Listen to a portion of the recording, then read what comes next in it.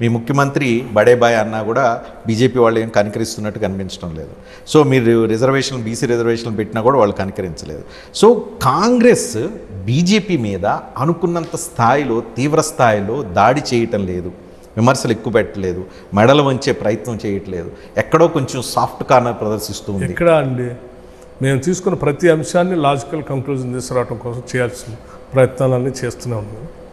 నిన్న ఆ జంతర్ మంతర్లో పెద్ద మీటింగ్ పెట్టి ఆ మీటింగ్లో ముఖ్యమంత్రి గారు మాట్లాడినటువంటి తీరు విధానం చూస్తే నరేంద్ర మోడీ గారి మెడలు ఉంచేనా ఈ బీసీ సంబంధించినటువంటి రిజర్వేషన్ సంబంధించిన దాన్ని సాధిస్తాం కానీ దీన్ని వదిలిపెట్టమని చెప్పి వచ్చారు.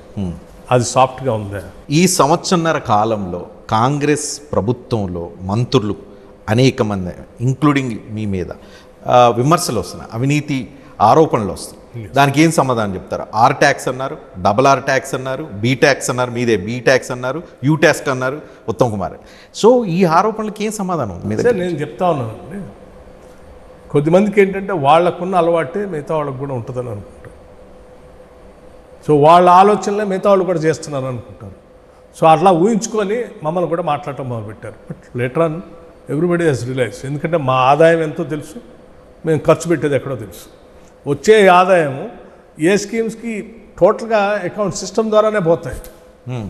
నీకు ఎక్కడ దీంట్లో టోటల్ ట్రాన్స్పరెంట్గా చేస్తున్నాం మేము. ఈ పోయే అన్నీ కూడా త్రూ సిస్టమ్ ద్వారానే పోతాం. నేరుగా కేటీఆర్ అసెంబ్లీలో అన్నారు 40%. అందుకే అన్న నేను ఎమ్మటే లేచి మీకున్న అలవాటే మాకుందని భావిస్తూ పొరపాటు నువ్వు చెప్పాలా లేదా సభకు క్షమాపణ చెప్పేళ్ళ.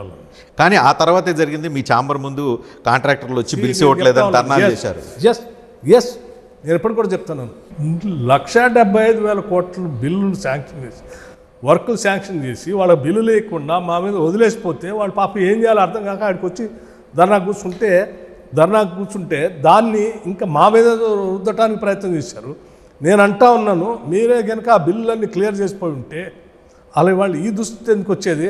మీకు అసలు ఏమాత్రం అవగాహన ఉన్నా 1:3 కంటే ఎక్కువ చేయకూడదండి. వర్క్ శాంక్షన్ చేయటం నీ బడ్జెట్లో 1:3 కంటే ఎక్కువ చేయకూడదు.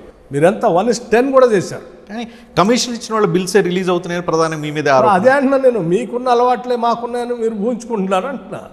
బిల్లులు రాని ప్రతి ఒక్కరు కూడా ఇదైతే వస్తాయని అంటే ఇక్కడ ఉన్న ఆదాయం మీకు చాలా లెక్కలతో సహా చెప్పాను. ఉత్తమ్ కుమార్ రెడ్డి సివిల్ సప్లైస్ స్కామ్లో ఇరుక్కుపోయారని, హైదరాబాద్లో రియల్ ఎస్టేట్ వాళ్ళ దగ్గర నుంచి ముఖ్యమంత్రి బంధువులు వసూలు చేస్తున్నారని, లేదు మీ దగ్గర బిల్స్ విషయంలో చేస్తున్నారని, మీ మీద మీ పార్టీలో ఉన్న లేకపోతే అధికారంలో ఉన్న అతి ముఖ్యుల మీద చేస్తున్న అతిపెద్ద విమర్శల్ని ఎందుకు కాంగ్రెస్ పార్టీ తీవ్రంగా తిప్పుకోవట్లేకపోతుంది? ఒకవేళ జరగకపోతే చాలా పొరపాటు అండి. అదే చెప్తాను. అటు ఉత్తమ్ కుమార్ రెడ్డి గారు కానీ, లేకపోతే ముఖ్యమంత్రి గారు కానీ, లేకపోతే వార్ బ్రదర్స్ గురించి కానీ, నా గురించి కానీ, లేకపోతే ఇంకెవరి గురించి కానీ, ఇవన్నీ ప్రత్యర్థ పార్టీలు ఈ ప్రభుత్వాన్ని బదనాం చేయాలనేటువంటి ఏకైక ఎజెండాతో చేసిన స్టేట్మెంట్లు తప్ప అవన్నీ ఏ వాస్తవాలు కాదు. సమర్థవంతంగా తిప్పుకోవట్లేకపోతున్నారు. 100%. అందుకే చెప్పాను నేను. అదే మీరు చూసే ఉంటారు హౌస్లో ఎంత హౌస్లో చెప్పారు. కానీ రోజువారీ జరిగే డిస్కషన్ అంతా ఇదే కదా.